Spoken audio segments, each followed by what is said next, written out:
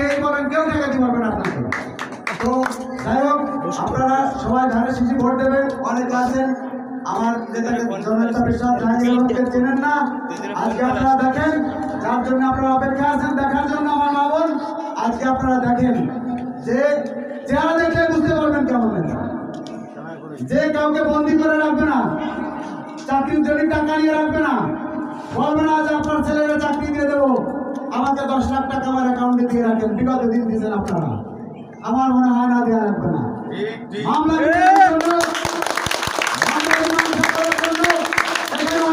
দুই পক্ষের টাকা নিয়ে এখনো অ্যাকাউন্টে আছে, কিন্তু মামলা মীমাংসা হয় নাই।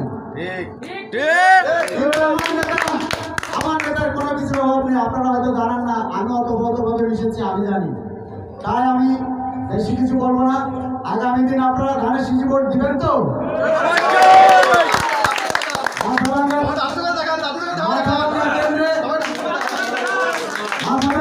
আমরা সর্বোচ্চ ভোট দিব ইনশাল্লাহ।